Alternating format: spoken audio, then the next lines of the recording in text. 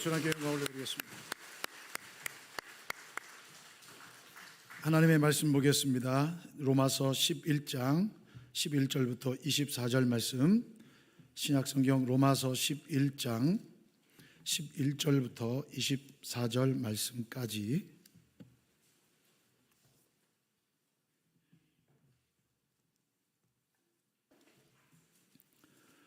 로마서 11장 11절부터 24절 말씀까지 제가 봉독해 올리겠습니다. 그러므로 내가 말하노니 그들이 넘어지기까지 실족하였느냐? 그럴 수 없느니라. 그들이 넘어짐으로 구원이 이방인에게 이르러 이스라엘로 시기나게 함이니라. 그들의 넘어짐이 세상의 풍성함이 되며 그들의 실패가 이방인의 풍성함이 되거든 하물며 그들의 충만함이리요.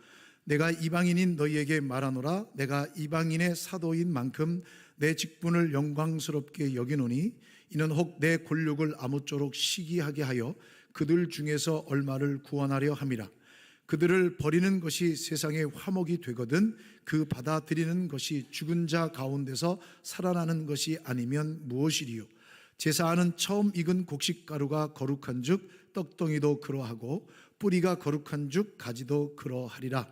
또한 가지 얼마가 꺾이었는데 돌감람나무인 내가 그들 중에 접붙임이 되어 참 감람나무 뿌리의 진액을 함께 받는 자가 되었은즉 그 가지들을 향하여 자랑하지 말라.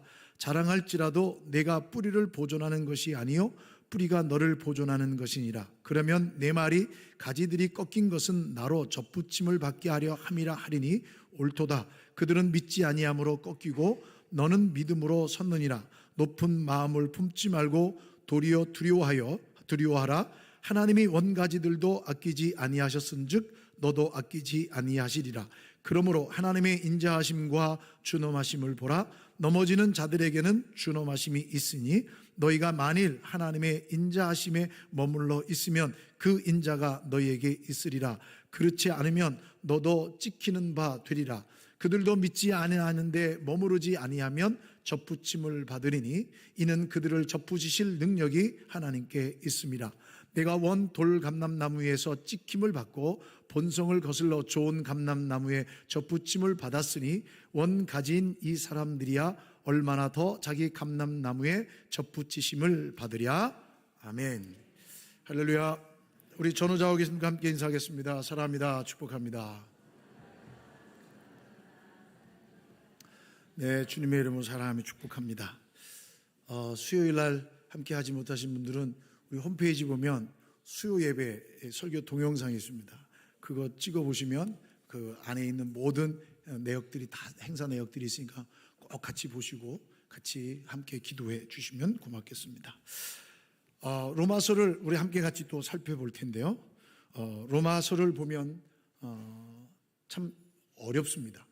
읽을 때 그 사도 바울이 하나님께로부터 받은 그 사명을 감당하면서 아주 구구절절 로마 교회에 편지를 쓰는 그 내역들이 참 의미가 있고 신학적으로 참 깊은 의미가 담겨져 있습니다. 그런데 그런 깊은 의미가 담겨져 있는 반면에 이 부분을 오늘의 우리의 언어들로 끄집어내고 우리가 살아가는 삶의 모습에 대비시키기 위해서 준비하는 일은 그렇게 쉽지만은 않은 것이 사실입니다. 하지만 이 본문 속에 담겨있는 하나님의 풍성한 은혜가 있기 때문에 같이 이 말씀을 좀 나눠봤으면 좋겠습니다. 자, 사도 바울은 9장부터 11장까지 계속 이어져오는 동일한 주제가 하나 있습니다. 그것은 뭐냐면 믿음으로 말미암아 의롭게 된다라는 것이죠.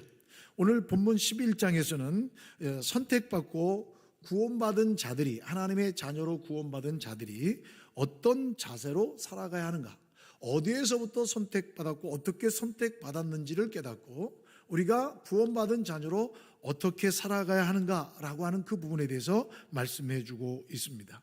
자, 11장의 주제는 오늘 우리가 읽은 11절 말씀의 그러므로라고 시작되기 때문에 앞에 있는 내용을 다 받고 있습니다. 그래서 11장의 주제는 1절 말씀입니다. 1절을 보시면 그러므로 내가 말하노니 하나님이 자기 백성을 버리셨느냐?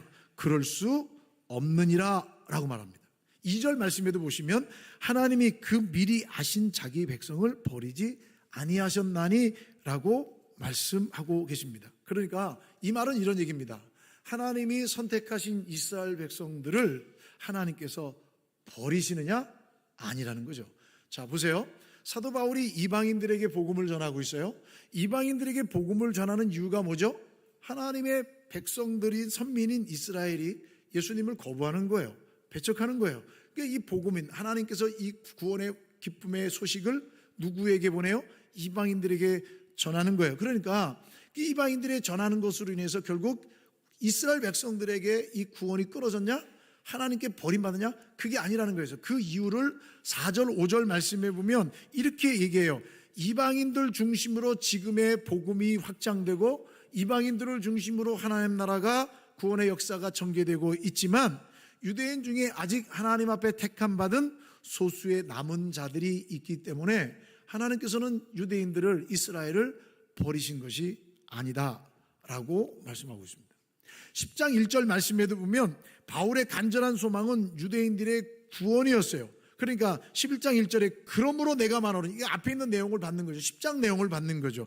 그러니까 10장 1절 말씀에도 보시면 형제들아 내 마음에 원하는 바와 하나님께 구하는 바는 이스라엘을 위함이니 곧 그들로 구원을 받게 함이라. 이 사도 바울의 복음 전하는 가장 궁극적인 목적은 하나님의 백성들인 이스라엘이 하나님께로 돌아오기를 원한다는 거죠. 근데 누가 이것을 하나님의 놀라우신 계획을 펼치기 위해서는 어떻게 되느냐? 전하는 자가 있어야 된다. 말씀을 통해서는 구원을 받는다. 그게 이제 10장의 내용이죠. 자, 그 내용을 받으면서 이제 11장으로 들어오면서 이스라엘 백성들이 하나님의 선민 사상에 빠져서 하나님이 우리를 선택하셨다. 하나님께서 나를 선택하시고 이 민족을 선택하셨기 때문에 나를 향한 하나님의 구원의 계획은 변함이 없다라고 생각하고 있는 거예요. 그래서 하나님께서 새롭게 제시하신 구원의 방법이 뭐냐? 죄인이 의롭게 되는 길이 뭐냐? 바로 예수 그리스도의 십자가의 구속의 은혜였던 거죠. 그런데 예수 그리스도의 십자가의 복음의 은혜를 이 선민들인 이스라엘 백성들이 거부하는 거예요. 배척하는 거예요. 예수님을 안 믿는 거예요. 결국 하나님께 버림을 받게 되죠. 그런데 사도 바울이 이렇게 얘기하는 거예요. 유대인들이 완악해져서 예수 그리스도를 거부하고 생명의 길인 복음을 거부한 것은 나름대로 이유가 있다는 거죠. 그것이 뭐 때문이야? 결국 유대인들이 예수님을 배척한 덕분에 이 이방인들에게까지 이 복음이 전파될 수 있었다라고 얘기하는 거예요. 자, 오늘 11절 말씀 다시 한번 보세요. 그러므로 이제 앞에 쭉 얘기한 내용이죠. 그러므로 내가 말하노니 그들이 넘어지기까지 실족하였느냐? 그럴 수 없느니라 라고 합니다. 그들이 넘어짐으로 구원이 이방인에게 이르러 이스라엘로 시기나게 함이라. 자, 여러분, 넘어지기까지 실족, 넘어지다. 이 넘어지다라는 단어가 뭐냐면요, 일어설 수 없을 만큼 완전히 멸망한 상태를 얘기하는 거예요. 완전히 버림받은 상태예요. 그러니까 그들이 완전히 버림받았느냐? 실족하였다. 실수했다, 비틀거리다. 그들은 완전히 버림받는 것이 아니라 잠시 실수하고 잠시 그 신앙의 길에서 비틀거렸을 뿐이다. 하나님이 그들을 완전히 내쳤느냐? 그럴 수 없다는 거야. 그러니까 오늘 문맥상으로 본다면 영원한 파멸이 아니라는 거예요. 지금 그들이 큰 타격을 받아서 심하게 비틀거려 이 하나님의 구원의 복음을 감격스럽게 맞이하지 못하고 있지만 결국은 회복된다라는 그런 의미예요. 자, 계속 11절 보세요. 그들이 넘어짐으로, 이 넘어진다는 말의 의미가 앞에 있는 넘어진다는 단어와 같은 의미가 아니라 이 단어는 그냥 실수라는 의미를 가지고 있는 넘어짐의 단어예요. 즉 이스라엘의 실수로 인해서 이방인들이 복음을 듣게 되었다는 거예요. 그러니까 사도 바울은 이렇게 얘기하는 거예요. 이스라엘이 예수님을 거부하고 십자가의 복음을 배척하는 등 이런 의도된 범죄가 오히려 이방인으로 하여금 하나님의 구원에 이르게 하는 계기가 되었다라고 증언하고 있는 것입니다. 그러면 이 말씀을 들으면 이런 질문을 던질 수 있어요. 만약에 이스라엘 백성이 그때 당시에 의도적으로 예수 그리스도를 거부하지 않고 예수님을 맞아들였다면 이방인에게 구원의 기회가 주어지지 않을 수도 있습니까? 라고 질문할 수 있어요. 이런 질문할 수 있어요. 만약에 이방인들이, 만약에 이스라엘 백성 유대인들이 십자가를 거부하지 않았다면 우리에게 복음이 전달되지 않을 수도 있습니까? 라는 질문을 던져요. 근데 여러분, 이런 질문은 조금은 발칙한 질문이에요. 왠지 아세요? 구원의 경륜은 오직 하나님에게만 있어요. 믿으십니까? 이런 질문을 하시면 안 되는 거예요. 이런 질문은 아예 할 생각을 하지 마세요. 그런데 신앙생활 좀 하고 성경 좀 읽는 사람은 괜한 질문을 던져야, 다른 사람들이 생각하지 않은 질문을 던져야 마치 내가 성경을 많이 아는 것처럼 생각하는데, 이런 질문은 극히 잘못된 생각이고 잘못된 질문인 거예요. 그거는 우리가 알 수도 없어요. 몰라요. 구원은 오직 하나님의 절대 주권에만 놓여 있는 거예요. 믿으십니까? 자, 그런데 구원이 유대인에게만 제한되어 있느냐? 성경 어디에도 그런 얘기가 없어요. 구원은 온 인류를 향한 하나님의 계획이고 하나님의 목적이에요. 그래서 유대인들이 넘어지지 않았다 할지라도 구원은 이방인들에게도 다다랐을 거예요. 우리에게도 왔을 거예요. 자, 그러면 왜 유대인들은 실패했느냐는 거예요. 하나님께서 하나님의 백성 삼으시고 선택된 선민 삼으시고 하나님은 그들의 하나님이 되셨음에도 불구하고 왜 그들은 실패했느냐는 거예요. 그것은요, 하나님이 하나님 백성 삼으시면서 하나님이 그들의 하나님 되시면서 하나님의 백성이 되기 위해서 하나님께서 주신 율법이 있어요. 율법. 이 율법을 주셨는데 이 율법에 대해서 너무너무 무지했어요. 하나님께서 그 율법을 주셨는데 그 율법에 대해 너무 무지해서 율법을 못 지키는 거예요. 그럼 율법이 가지고 있는 기능이, 율법은 뭐 하려고 주셨냐? 율법을 하나님께서 주신 이유는 두 가지예요. 하나는 뭐냐면 율법을 통해서 인간이 죄인이라는 사실을 발견하도록 깨닫게 하는 거예요. 여러분, 율법을 통해서는요, 여러분 보세요. 구약시대에 하나님 앞에 예배를 드리러 갈 때마다 뭐 해야 돼요? 제사를 드려야 돼요. 제사를 드리려면 여러분, 짐승을 잡아서 가죽을 벗기고 내장을 다 빼고 각을 떠서 하나님께 제단하고 그 피를 뿌려야 되는 거예요.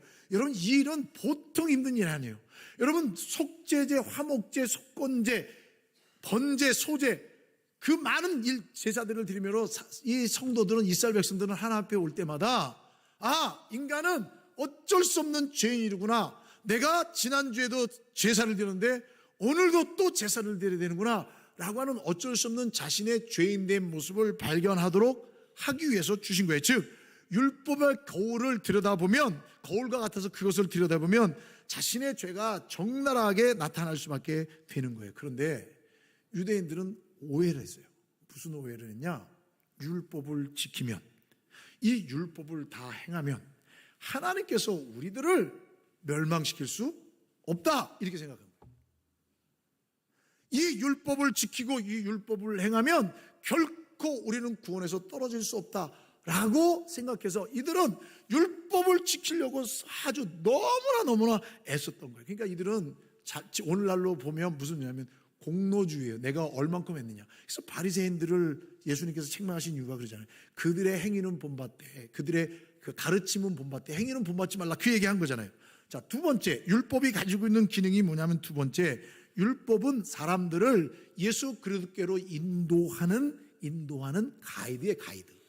율법을 통해서 예수님께 나아가는 거예요. 사도 바울은 갈라디아에서 율법은 우리를 그리스도께로 인도하는 초등교사다, 이렇게 얘기하고 있어요. 여러분, 옛날 성경에는 몽학선생이라고 되어 있어요. 그죠? 이 초등교사라고 되어 있는데, 이 초등교사라고 번역한 헬라어 단어가 뭐냐면 파이다고고스라는 단어인데, 이 파이다고고스라는 단어가 무슨 의미냐면, 당시에 집안에 노예가 있었어요. 이 노예 중에 똑똑한 노예를 주인이 선택을 해요.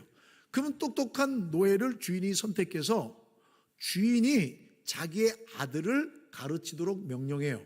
그러면 이 선택받은 노예는 주인의 아들이 성장할 때까지 지도한 다음에 이 아들을 누구에게로 다시 이양해야 돼요? 주인에게로 다시 이양해야 되는 신분을 가진 노예예요. 노예. 파파이다고스. 그러니까 초등교사라고 하는 이 말은 뭐냐면, 하나님께서 율법을 주셨는데 율법이 구원을 이루는 게 아니에요. 여러분, 노예에게 아들을 맡겼다고 해서 노예가 이 아들의 아버지가 되는 게 아니에요. 노예가 이 아들의 영원한 스승이 되는 게 아니에요. 이제 이 아이가 장성하면 노예를 지배하고 다스리는 거예요. 여러분, 그걸 알아야 되는 거죠. 그건데 여러분, 율법을 지키면 구원을 받고 율법을 지키면 하나님의 천국 백성 된다는 착각을 하는 거예요. 율법은 구원의 길로 인도하는 가이드 역할을 하는 거예요. 그런데 유대인들이 착각한 거예요. 그리고 이 구원의 길이신 예수님을 배척하는 거예요. 예수님을 거부하는 거예요. 그러니까 이들은 실패할 수밖에 없죠. 율법을 통해서 구원을 얻을 수 있는 것이 아니라 하나님이 새롭게 제시하신 길, 율법이 아니라 예수 그리스도를 믿어야만, 십자가의 구속의 은혜 가운데 있어야만 하나님의 백성 되는데 그 길들을 포기한 거예요. 배척한 거예요. 그래서 하나님께서는 궁극적으로 이 하나님의 나라 확장을 위해서 이 구원의 복음을 이방인들에게 전파하도록 허락하신 것이죠. 물론 여러분, 제가 조금 전에 말씀드린 대로 유대인들이 실수하지 않았어도 구원이 이방인들에게 전파될 것이지만, 그들이 실수하고 그들이 비틀거림 때문에 이 구원이 이방인으로 돌아가는 결정적인 기회가 되었다라는 거예요. 그걸 얘기하고 있는 거예요, 지금 사도 바울이. 자, 그런데 여러분, 이 부분을 좀 이 잘못된 해석으로 접근하는 사람들이 있어요. 뭐냐면 예수님께서 유대 땅에 오셨어요. 하나님의 나라를 선포하세요.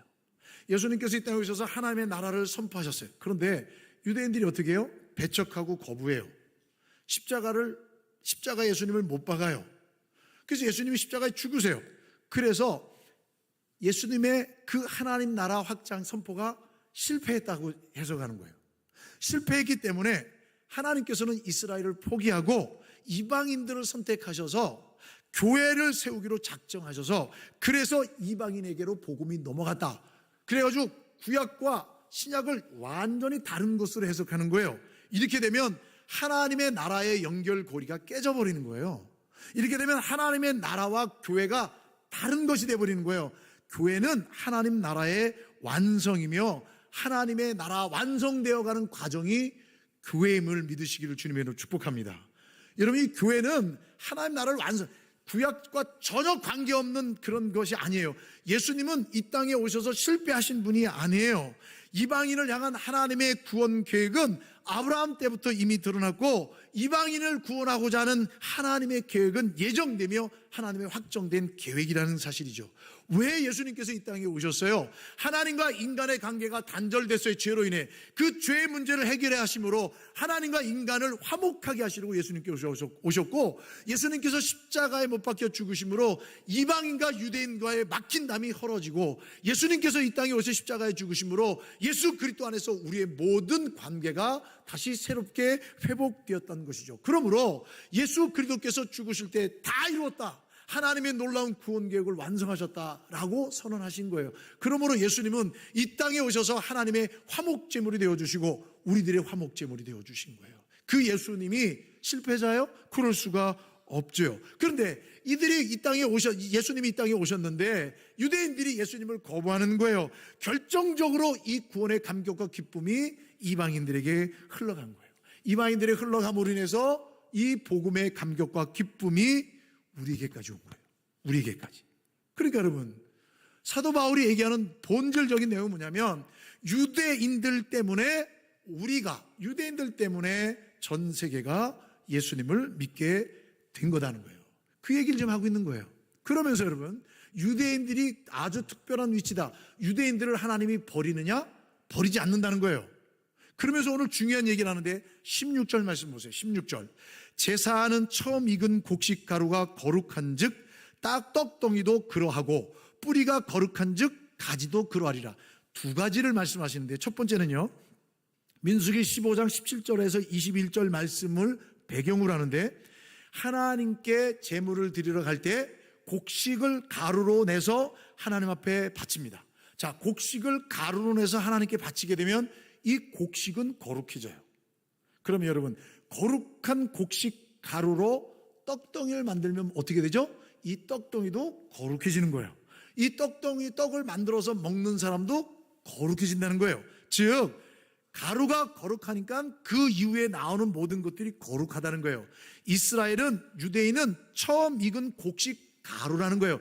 그들은 거룩해서 그들을 통해 복음, 예수님이 오셨고 예수님을 통해 우리에게 증거된 복음을 인해 우리도 거룩한 하나님의 백성이 된다. 그 얘기예요. 유대인들 얘기하는 거예요. 또 하나 뭐냐면 뿌리가 거룩한 즉 가지도 그러하니라.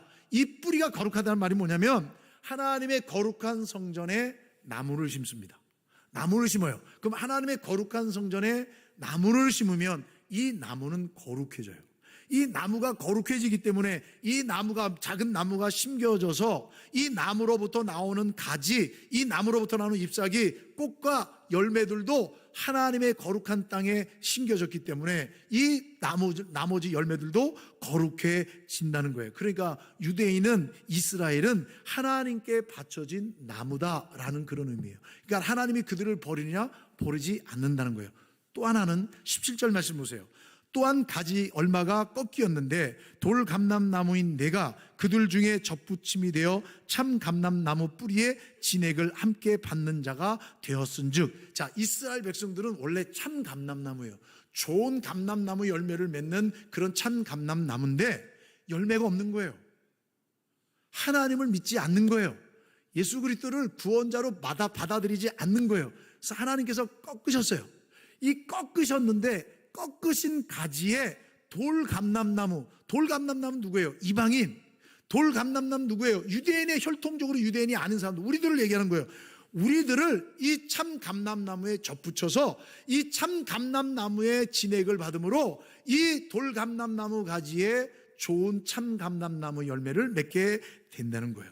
좋은 열매를 맺게 된다는 거예요. 즉 여러분, 이것은 우리가 거룩해서 착해서가 아니라 우리가 참 감람나무에 꺾어진, 그들이 하나님을 믿지 않고 열매가 없자 하나님이 꺾어버리셨는데 그 꺾어진 가지에 돌감람나무를 접붙임으로 좋은 열매를 맺게 됐다는 거예요. 그러면 여러분, 이 좋은 열매를 맺는 원인이 어디에 있어요?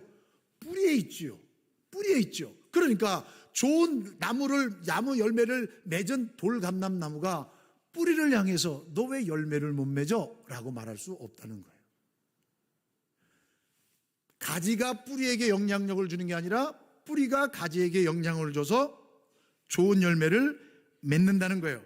그러니까 이스라엘 백성 때문에 하나님의 백성이 된 것이죠. 그러니까 가지가 뿌리에게 교만하다라고 말할 수 없는 거예요. 그러니까 우리가 먼저 믿은 사람들에게 그렇다라고 말할 수 없다는 거예요. 여러분, 우리들도 영적인 유대인이죠. 영적인 하나님의 백성이죠. 그러면 우리를 통해 누군가 복음이 흘러갔을 때 우리도 또한 누군가의 섬김과 헌신을 통해 예수를 믿기 때문에 우리의 믿음의 선배들에 대해서 뭐라고 왈가왈부하면 안 된다는 거예요.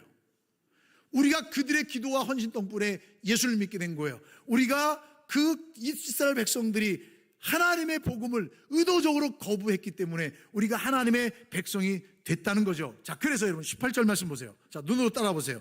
그 가지들을 향하여 자랑하지 말라. 자랑할지라도 내가 뿌리를 보존하는 것이 아니요 뿌리가 너를 보존하는 것이니라. 그러면 내 말이 가지들이 꺾인 것은 나로 접붙임을 받게 하려 함이라 하리니 옳도다. 그들은 믿지 않음으로 꺾이고 너는 믿음으로 섰느니라. 그러니까 높은 마음을 품지 말고 도리어 두려워하라. 도리어 두려워하라는 거야. 그러니까 겸손함으로 하나님의 구원을 이루어 가야지, 내가 지금 믿은 것 때문에 내가 지금 감격해서 하나님의 은혜로 믿음의 좋은 열매를 맺었다는 이유 하나만으로 내 앞에 있는 사람들, 나 그들을 통해서 예배하는 사람들을 향하여 성신앙에 대해서 이러쿵저러쿵 말하지 말라, 그 얘기예요. 이스라엘에 대해서 이러쿵저러쿵 말하지 말라, 그 얘기예요. 이걸 모를 때 저도 이스라엘을 욕했죠. 이스라엘 사람들 무식하다고 제가 비난했죠. 아니에요. 그들이 그러지 않았으면 이 복음이 오지 않았던 것이죠. 그래서 여러분 21절 보세요. 하나님이 원가지들도 아끼지 아니하셨은즉 너도 아끼지 아니하시리라. 원가지를 꺾어서 돌감람나무를 접붙일 정도라면 돌감람나무가 교만해지면 열매를 맺지 않으면 어떻게 된다? 꺾어버리겠다는 거예요. 그게 하나님의 메시지, 이 말씀이에요. 그러니까 우리가 어떤 자리에서 구원을 받은 존재인가를 잊지 말고 겸손함으로 구원을 이루어 가야 할 삶의 책임이 우리 가운데 있는 거예요. 믿으십니까? 자, 그러면서 이런 기준을 가지고 12절 말씀 보세요. 그들의 넘어짐이 세상의 풍성함이 되며 그들의 실패가 이방인의 풍성함이 되거든 하물며 그들의 충만함이리요. 자, 여기서 아주 중요한 이 헬라어 문법을 가지고 있는데 그게 뭐냐면 동의적 평행 대꾸법이에요. 그러니까 같은 의미를 가지고 있는 단어들을 서로 나열함으로 인해서 강조해주고 있는 거예요. 뭘 같은 단어를 하고 있느냐면 넘어짐과 실패가 서로 대응을 이루고 세상의 풍성함과 이방인의 풍성함이 서로 대응을 이루어요. 이 두 가지가 대응을 이루면서 이스라엘의 실족이 이방인의 구원에 크게 기여하였음을 강조해 주고 있는 거예요. 그래서 이방인 이스라엘 백성들이 실족함으로 인해서 그들의 실패와 넘어짐 때문에 이방인들이 큰 믿음의 열매를 맺게 됐다라는 거예요. 그러면서 뭐라고 돼 있어요? 하물며 그들의 충만함이리요라고 하는 거예요. 이거 수사 의문이에요. 그러니까 그럴 수 없다는 거죠. 무슨 얘기냐? 유대인들의 타락으로 세상이 부여지는데 세상에 많은 이방인들이 주님께 돌아오는 풍요로움이 있는데 만약에 하나님을 거부했던 그들이 돌아온다면 하나님께로 돌아온다면 그 충만함이 얼마나 크겠느냐. 그때 진정한 하나님의 온전한 나라가 세워지게 된다라고 말하는 거예요. 그러니까 궁극적으로 먼저 믿은 그 하나님의 백성들을 하나님은 결코 버리지 않는다는 거예요. 여기서 충만함이라는 것은요 가득 채워진 상태, 완성된 상태를 얘기하는 거예요. 그러니까 장차 이스라엘이 완전한 믿음과 축복의 상태에 이르게 될 것을 말하는 거예요. 즉 이러한 결과가 온다 해도 이방인들이 구원에서 제외되느냐? 그러지 않고 오히려 더 큰 축복을 받게 된다. 이방인들은 유대인들의 영적 실패와 그런 영적 성공 속에서 그들을 통해 영적 혜택을 보게 된다는 거예요. 그것이 하나님의 놀라운 구원 계획이에요. 이것이 하나님의 은혜예요. 여러분, 유대인의 불신앙은 이방인을 구원하기 위한 하나님의 섭리며 이 복음의 역사가 우리 가운데서 계속해서 흘러가야 되는 거예요. 우리가 신앙생활 하면 그래요. 아니, 우리도 할 게 너무 많은데 왜 다른 곳에서 이 복음을 전해? 그럼 우리까지 복음이 안 온다니까요. 지금 여기를 접어두고 다시 복음을 받을 만한 일에 관심을 갖는 거예요. 그쪽으로 뻗어나가야지 이것만 붙잡고 있으면 아무것도 안 되는 거예요. 그 얘기예요, 그 얘기. 그런데 하나님께서 버리느냐? 버리지 않는다. 포기하느냐? 포기하지 않는다라고 말씀하고 있는 거예요. 하나님은 온 인류를 향한 구원의 계획을 갖고 계시며 그것을 성취하기 위해서 예수님을 이 땅 가운데 보내셨어요. 예수님을 이 땅 가운데 보내셨는데 거부하는 거예요. 거부하니까 예수님께서 그 하나님의 일을 이루어가기 위해서 누굴 부르셨어요? 사도 바울을 부르신 거예요. 사도 바울을 부르셔서 다메섹 도상에서 만나주시면서 사도 바울을 통해 하나님이 이방인의 사도로 너를 세우겠다라고 말씀하셔서 사도 바울이 이 복음을 전하는 일을 하는 거예요. 그런데 고린도전서 9장 20절부터 22절 말씀해 보면 사도 바울이 하나님이 찾으시는 사람을 위해서 얼마나 했었냐면 유대인들에게는 내가 유대인과 같이 된 것은 유대인들을 얻고자 함이요 율법 아래에 있는 자들에게는 내가 율법 아래에 있지 아니하나 율법 아래에 있는 자같이 된 것은 율법 아래에 있는 자들을 얻고자 함이요 율법이 없는 자에게는 내가 하나님께는 율법 없는 자가 아니요 도리어 그리스도의 율법 아래에 있는 자이나 율법 없는 자와 같이 된 것은 율법 없는 자들을 얻고자 합니다. 약한 자를 얻고자 내가 약한 자 가운데 내려갔다. 사도 바울이 얘기하는 거예요. 다시 말씀드려서 어떻게 해서든지 모든 사람을 하나님의 구원의 감격과 기쁨 가운데 인도하려 했던 사도 바울의 강력한 헌신과 섬김과 충성의 모습이 보여지는 거예요. 자, 그러면 사도 바울을 보내신 분이 누구예요? 사도 바울을 보내신 분이 누구예요? 하나님이에요. 그러면 하나님께서 찾으시는 영혼들 하나님이 기다리심에 그 기다림은 오죽하겠냐는 거예요. 그 얘기하고 있는 거예요. 오늘을 살아가는 성도라면 우리는 하나님이 우리를 구원해 주신 이유가 뭐냐? 우리를 통해서 하나님이 찾으시는 그 영혼들을 부르시기 위해서 우리를 주님께서 불러주셨고 세워주셨다는 거예요. 우리는 하나님의 마음을 감동시켜야 할 그런 사람들이에요. 잠언 25장 13절 말씀해 보면 충성된 사자는 그를 보낸 이에게 마치 추수하는 날의 얼음 냉수 같아서 능히 그 주인의 마음을 시원하게 하느니라 라고 말씀해 주고 있어요. 누가 하나님의 마음을 기쁘게 할 수 있겠습니까? 누가 하나님의 마음을 시원하게 할 수 있겠습니까? 여러분, 예배가 회복되는 교회와 성도 될 수 있습니다. 예, 맞습니다. 중요합니다. 그런데 여러분, 여기서만 멈추면 안 돼요. 구제와 봉사, 예, 맞아요. 이것도 너무 중요한 사역이에요. 교육, 다음 세대, 사회를 향한, 나라 위정자들을 향한 환경을 위해서 우리들의 목소리를 낼 수도 있습니다. 맞아요. 너무 중요한 일들입니다. 그러나 교회가, 교회 되기 위해서는 감당해야 될 일이 뭐냐? 복음 전파예요. 믿으십니까? 교회가 교회 되기 위해서는 감당해야 될 일이 뭐냐? 복음 전파예요. 복음 전파를 위해서 하나님이 저와 여러분들을 불러주셨고, 복음 전파를 위해서 하나님께서 교회를 주신 거예요. 그러면 우리 모든 것이 먹든지 마시든지 다 하나님의 영광을 위하여 하라라는 사도 바울의 그 고백을 따라 유추해 보면 우리의 모든 것이 다 하나님의 영광, 그러니까 우리의 모든 삶의 관심과 기준이 하나님의 영광을 위해서 하는데, 하나님의 마음을 시원케 하는 일에 힘쓰고 애써야 한다라는 것입니다. 이것이 교회가 감당해야 할 중요한 사명이에요. 겸손함으로 구원을 이루어 가되 하나님의 마음을 시원케 할 수 있는, 왜 하나님께서 나를 구원해 주셔서 이 감격과 은혜 가운데 있게 하셨는가라는 거예요. 그래서 하나님을 기쁘시게 하기 위해서 이 땅에 구원받아야 할 영혼들이 너무나 많아요.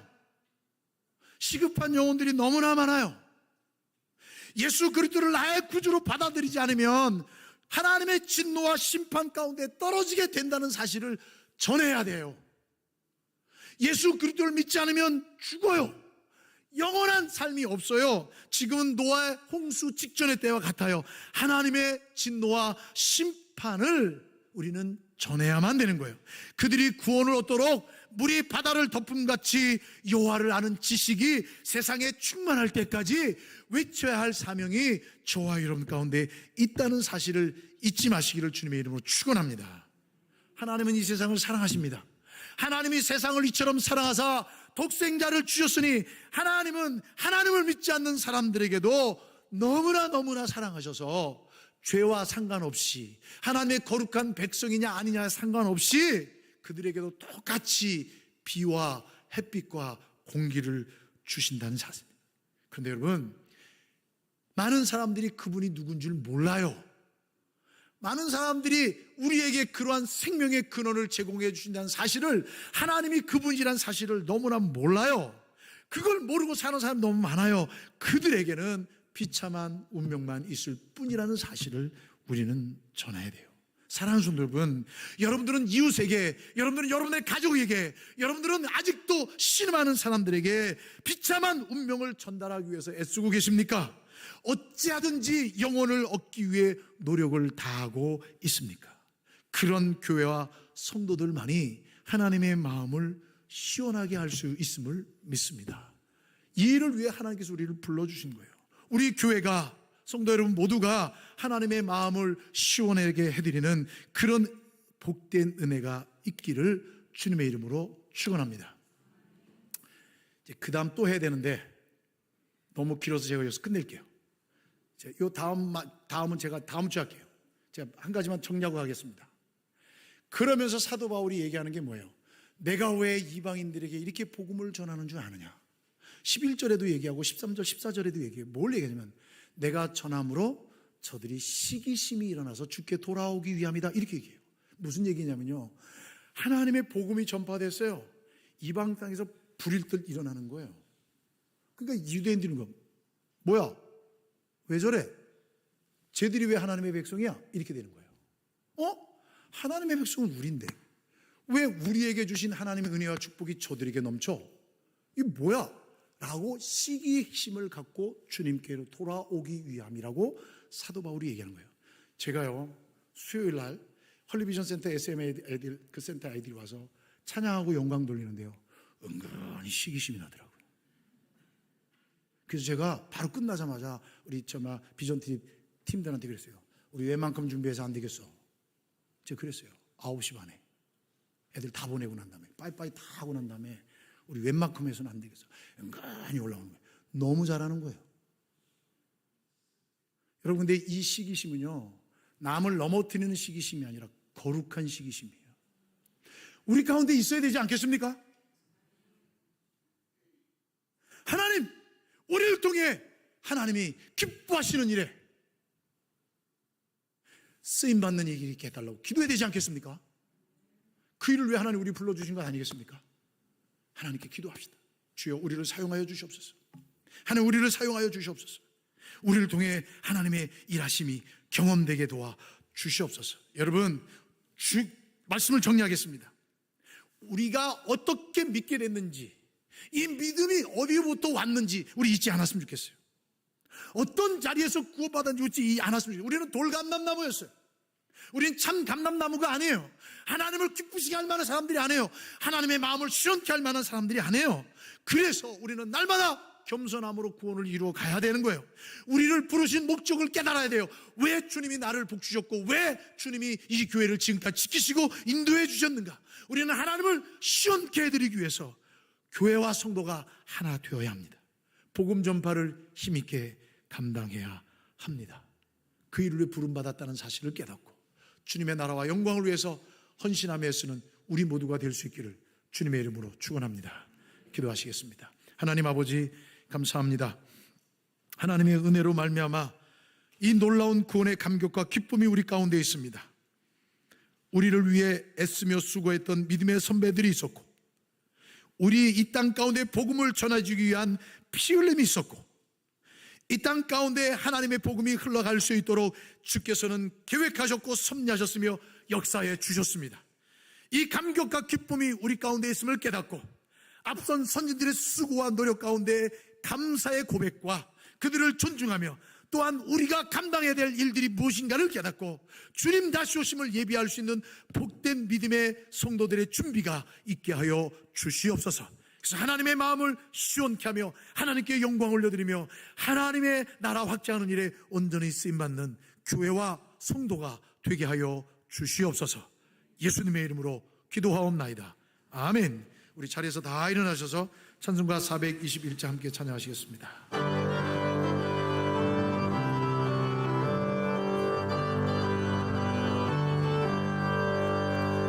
내가 예수 믿고서 죄 사함받아 나의 모든 것 다 변했네.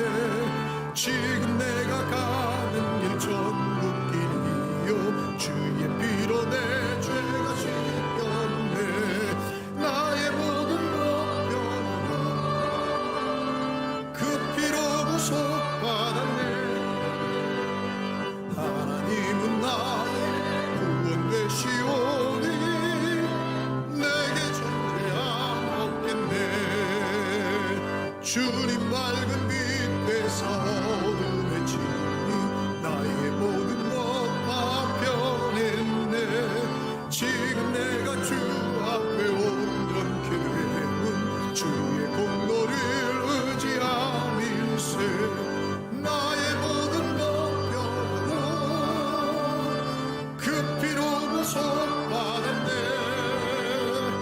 하나님은 나의 구원 되시오니 내게 존재함 없겠네.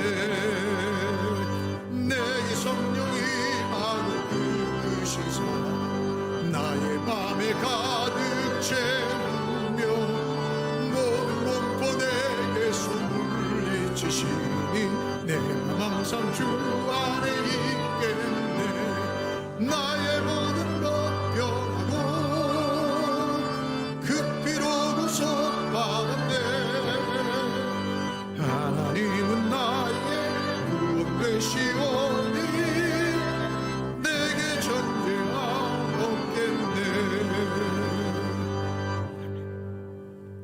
지금은 우리들의 유일한 구원자이시며 우리 교회의 소망이요 머리 되신 우리 주 예수 그리스도의 은혜와 우리를 구원하시기 위해 독생자 외아들을 십자가에 내어 주시기까지 우리를 사랑하신 하나님 아버지의 넓고 다함이 없는 그 사랑하심과 깨닫게 하시며 순종케 하시며 고백케 하시는 성령 하나님의 위로교통 감화 감동하심의 역사가 하나님께서 우리를 부르시고 찾으시고 구원해 주셔서 하나님의 기쁨이 되는 그 자리에 우리를 있게 하신 것을 깨닫고 하나님의 나라와 영광을 위해서 복음을 증거하며 우리의 모든 삶을 통해 하나님께 예배하며 하나님의 영광을 드러내는 복된 인생을 하나님의 마음을 시원케 하는 일에 쓰임받는 인생으로 살아갈 것을 다짐하고 소망 가운데 일어서는 주의 모든 믿음의 권속들 머리머리 위에와 가정과 일터와 생업과 자녀들 위해 환우들의 간절한 부르짖음 위에 해외군에 가 있는 자녀들 성도들 머리머리 위에 복중의 생명까지 이제로부터 영원토록 함께 있을지어다. 아멘.